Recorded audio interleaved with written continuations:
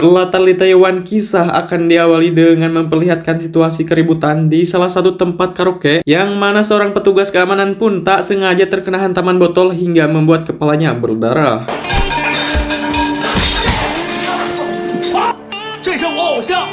Dan setelah si pemukul memperhatikannya, ia akhirnya sadar jika pelayan tersebut adalah Chen Peng, sang juara bela diri yang tidak pernah kalah dalam setiap pertandingan. Sehingga si pemukul pun langsung minta maaf, bahkan sempat-sempatnya minta foto selfie bersama beliau.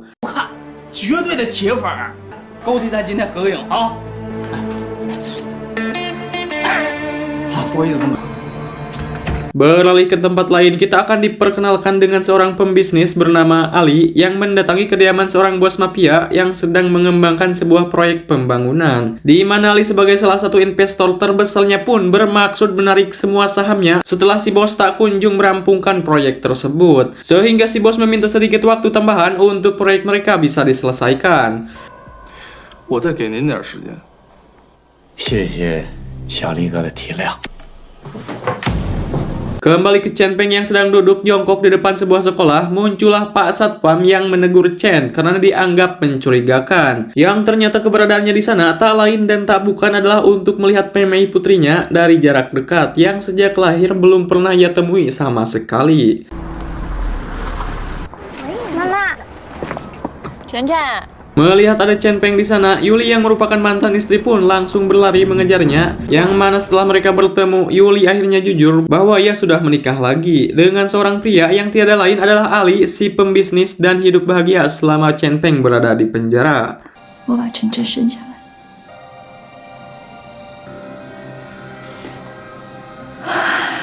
Kasihan melihat wajah Chen Peng yang tampak sedih, Yuli akhirnya bersedia mengatur waktu dan tempat agar Chen bisa bertemu dengan Mei putri mereka. Namun Yuli tidak bisa menjamin jika Mei akan menerima kehadiran Chen Peng yang baru muncul sekarang. Bertempat di sebuah restoran mewah, Chen akhirnya bisa bertemu dengan Mei. Namun tak seperti yang dibayangkan, Mei adalah anak pintar yang dibesarkan dengan pendidikan tinggi, kritis, dan pandai bicara. Sampai-sampai Mei terkesan tidak sopan ketika menanyakan tentang pekerjaan Chen yang sekarang dan berapa uang yang ia hasilkan per bulan. Dan yang paling membagongkannya adalah Mei dengan pelontongnya mengatakan bahwa pertemuan ini sudah menyita waktu dan uang milik ayah tirinya. 今天是你买单吗？好了，婶婶。 那我不说了。 Sehingga Chen yang tak ingin dianggap tidak berguna pun berjanji akan membayar semua makanan yang dihidangkan di meja mereka. Dan ya, Chen benar-benar tampak seperti seorang ayah yang dipermalukan ketika tagihan makanan di restoran ini seharga dengan setengah dari gajinya per bulan.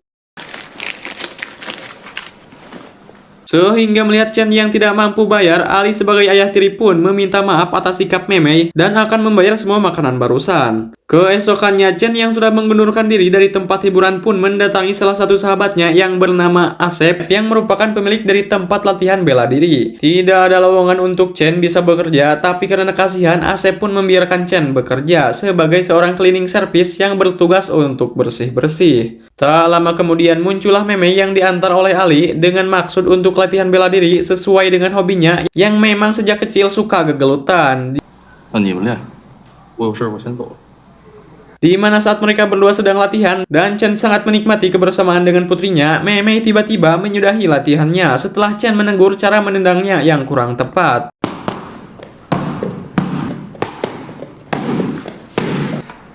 你要调整一下，否则会伤害你的膝盖。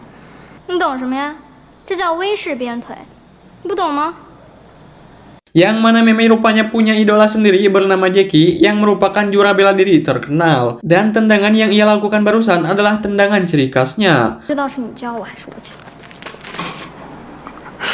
Di saat Mei akan pergi, disitulah muncul sosok Jackie yang sempat membuat Mei terperangah. Rupanya kedatangan Jackie ke sini adalah untuk menemui Chen, menuntut balas dendam atas kematian adiknya 10 tahun yang lalu, sekaligus menjadi penyebab Chen masuk ke penjara. 认识他吗？已经还完了。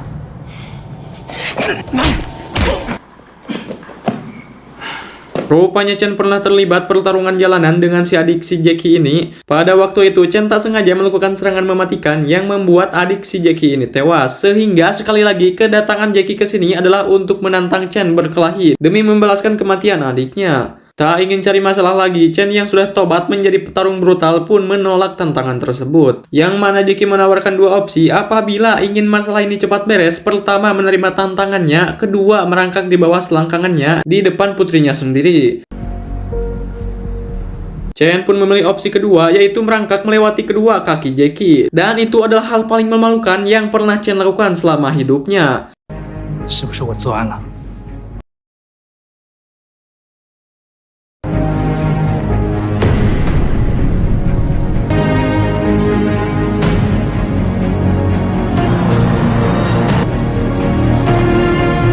是个废物。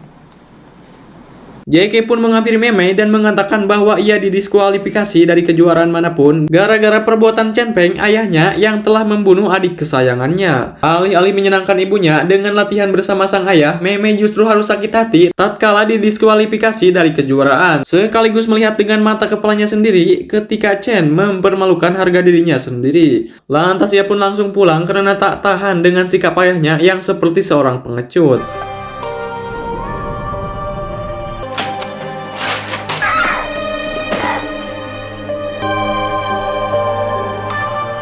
Di tengah putri yang sedang menyambar, Chen pun sama sakit hatinya saat melihat putrinya sendiri yang merasa kecewa berat terhadapnya. Sehingga Chen yang awalnya tak ingin bertarung lagi pun nekat mendatangi Jackie untuk menerima tantangannya. Yang andai kata ia menang, maka Jackie diminta untuk meminta maaf secara langsung kepada putrinya.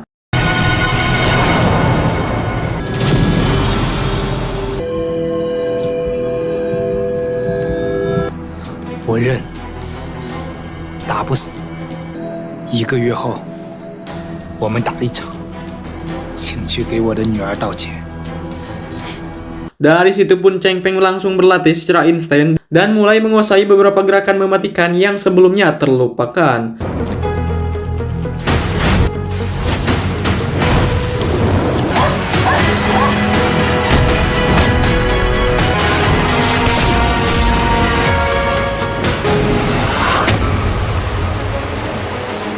Berlokasi di sebuah tempat yang dekat dengan laut, Cheng pun langsung mendatangi Jackie yang sudah menunggunya selama kurang lebih 3 jaman. Dan dengan menggunakan sarung tinju profesional, mereka pun mulai bertarung.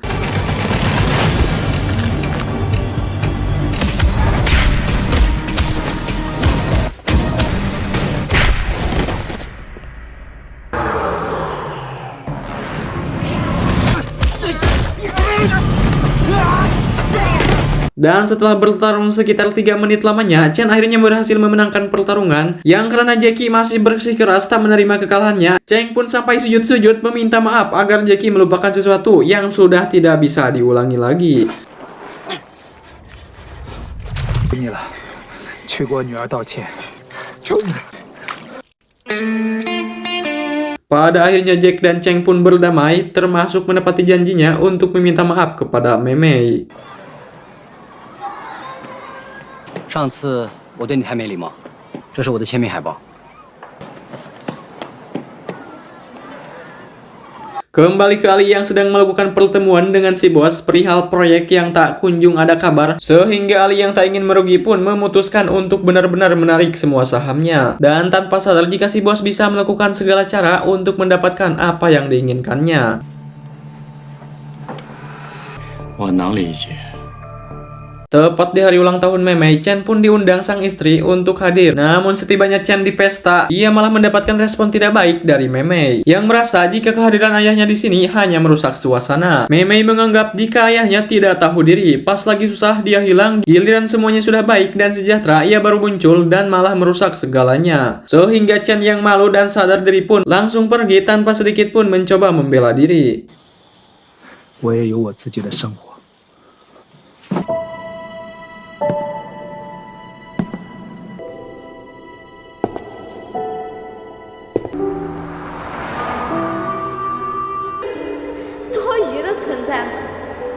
Tak lama setelah pesta usai, Ali baru sadar jika Mei telah menghilang. Ali kemudian mendapat telepon dari si bos mengatakan bahwa ia sudah menculik Mei, yang merupakan buntut dari pencabutan saham dari proyeknya. Sehingga jikalau Ali mau Mei dikembalikan, Ali harus memberikan semua sahamnya, termasuk memberikan setengah harta yang ia miliki saat ini. 到底想要什么？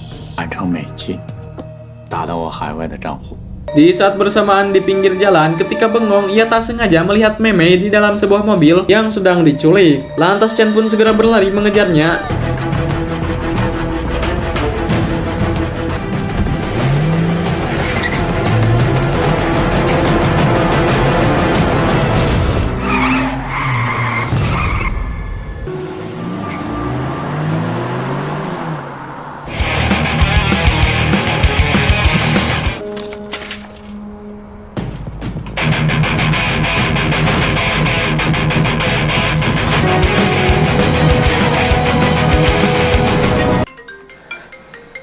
Cukup mudah sebenarnya Ali bisa menyelamatkan nyawa Mei, tetapi mengingat semua hartanya adalah hasil dari kerja kerasnya selama puluhan tahun, yang membuat Ali masih berpikir bolak-balik meski sang istri terus mendesak Ali agar segera memberikan apa yang si bos inginkan.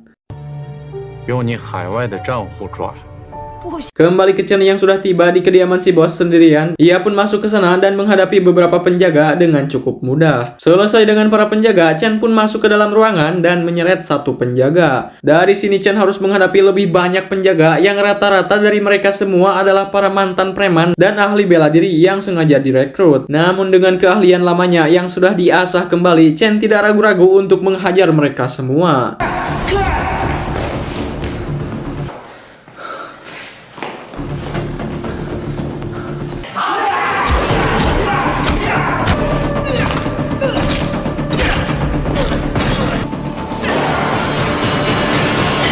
Dan selesai mengalahkan hampir semua penjaga, Chen pun masuk ke ruangan tempat anaknya ditawan.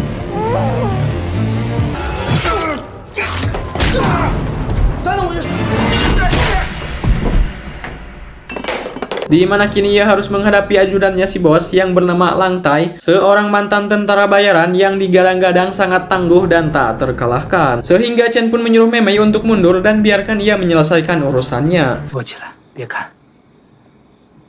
金伯阿力吗？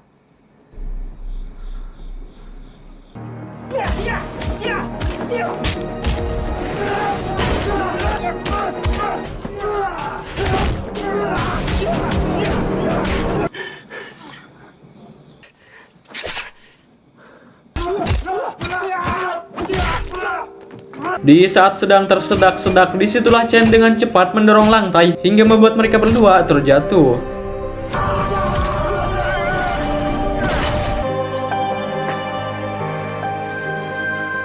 Tak lama setelah Lang Tai tumbang, muncullah pasukan polisi yang datang sesuai panggilan dari si mantan. Di mana Mei sendiri akhirnya sadar bahwa sang ayah adalah sosok yang patut disebut sebagai pahlawan, karena rela mempertaruhkan nyawanya sendiri untuk keselamatan putri tercinta.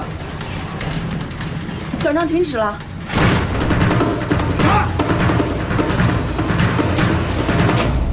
Beberapa hari kemudian, Chen terlihat berjalan memegang tongkat saat Mei dan mantannya datang menjenguknya. Kenyataan pahit menegaskan bahwa istri dan anaknya telah punya kehidupan yang baru. Setelah seluruh pengorbanan yang Chen berikan, ia tak mendapat apa-apa selain pengakuan dari putri tercintanya. 挺酷的，等你好了。 Tamat ending yang membagongkan.